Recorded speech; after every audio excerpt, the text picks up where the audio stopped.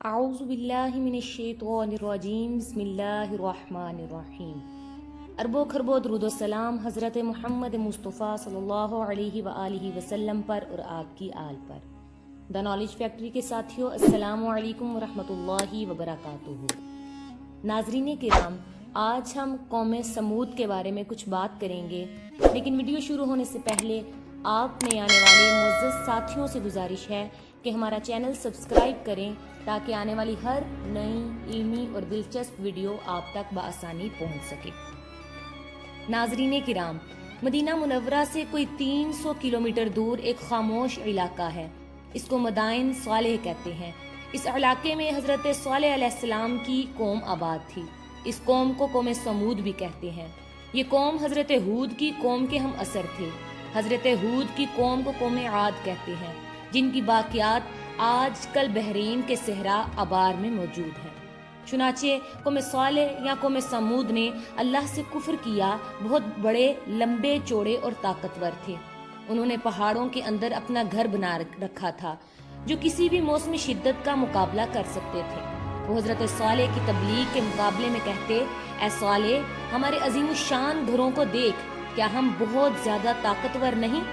اگر ہمارے مقابلے پر کوئی اور قوم ہے، ان کو لاؤ ہمارے سامنے۔ لیکن جب انہوں نے اللہ کی نشانی ایک اونٹنی کو مار ڈالا، اونٹنی کا بچہ روتا چیختا چلاتا ہوا ایک پہاڑی میں گم ہو گیا۔ حضرت صالح علیہ السلام نے اپنی قوم سے فرمایا کہ 3 دن اپنے گھروں میں فائدہ اٹھا لو، یہ اللہ کا وعدہ ہے، جھوٹا نہیں ہوگا۔ تو اللہ تعالیٰ نے حضرت صالح علیہ السلام کو اور کچھ لوگوں کو اپنی مہربانی سے بچا لیا۔ اس قوم کو چنگاڑ نے آ پکڑا، وہ اپنے گھروں میں اوندے پڑے رہ گئے۔ فرشتے کی وہ چیخ یا چنگار اتنی شدید تھی کہ ان کے کلیجے پھٹ گئے اور اپنے گھروں میں پڑے پڑے ہی ہلاک ہو گئے۔ وہ جتنے بھی طاقتور تھے لیکن اللہ سے زیادہ زوراور نہیں ہو سکتے، وہ برتر اور اعلیٰ ہے۔ روایت میں ہے کہ حضرت محمد مصطفیٰ صلی اللہ علیہ وآلہ وسلم کچھ اصحاب کے ساتھ اس علاقے سے گزرے۔ حضرت محمد مصطفیٰ صلی اللہ علیہ وآلہ وسلم کے چہرہ انور پر اضطراب تھا اور ایسا لگتا تھا کہ وہ جلدی میں ہیں۔ وہاں کے لوگوں نے ایک کنویں کا پانی پیش کیا، لیکن حضرت محمد مصطفیٰ صلی اللہ علیہ وآلہ وسلم نے اپنے صحاب کو منع فرما دیا اور جلد وہاں سے نکلنے کا حکم دیا۔ صحابہ نے اضطراب کی وجہ پوچھی تو حضرت محمد مصطفیٰ صلی اللہ علیہ وآلہ وسلم نے فرمایا، یہاں اللہ کا عذاب نازل ہو چکا ہے۔ یہ علاقہ حضرت صالح علیہ السلام کی قوم کا ہے جس پر اللہ نے سخت عذاب نازل کیا۔ وہاں نہ رکنا اور نہ پانی پینا ایسے راز ہیں جن کی خبر ہمیں معلوم نہیں ہے۔ حضرت محمد مصطفیٰ صلی اللہ علیہ وآلہ وسلم طبیعتاً معصوم ہیں، چنانچہ عذاب الہی کا سن کر عام شخص اندر سے دہل جاتا ہے۔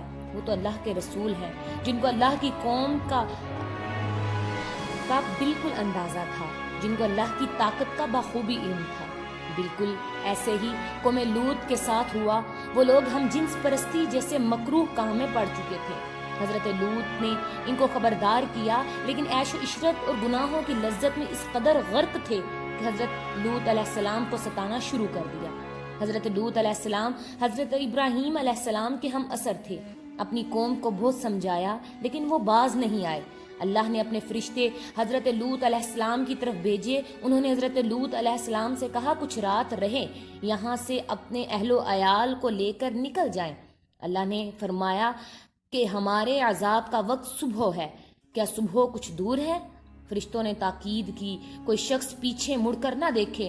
چنانچہ سحری کے وقت قوم لوط پر اللہ تعالیٰ نے آسمان سے پتھروں اور آگ کی بارش فرما دی، اور قرآن میں اللہ نے فرمایا، ہم نے ان پر تہ بتہ کنکریاں برسائیں اور پوری بستی کو نیچے سے اوپر کر دیا۔ ناظرین کرام، آج جدید سائنس نے اس بات کو ثابت کر دیا ہے کہ جب یہ قوم زمین پر تھی، اس وقت برج سنبلا سے شہاب ثاقب کی بارش ہوئی تھی۔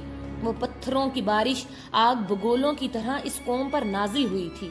یہ اپنی دنیا میں مگن تھے، ان کی ہڈیوں سے پتہ چلتا ہے کہ انتہائی کربناک عذاب کی زد میں آ گئے۔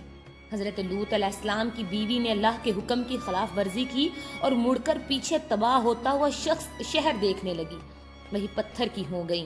ان کی باقیات آج بھی بحیرہ مدار کے پاس وادی سندوم میں موجود ہیں۔ اللہ ہمیں اپنی سیدھے راستے پر چلنے کی توفیق عطا فرمائے اور عذاب الہی سے بچائے رکھے، جو یقیناً ہمارے لیے بہت بھاری ہے۔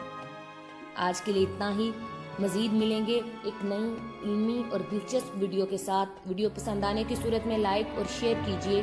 تب تک اپنا اور اپنے پیاروں کا خیال رکھیے۔ السلام علیکم ورحمۃ اللہ وبرکاتہ۔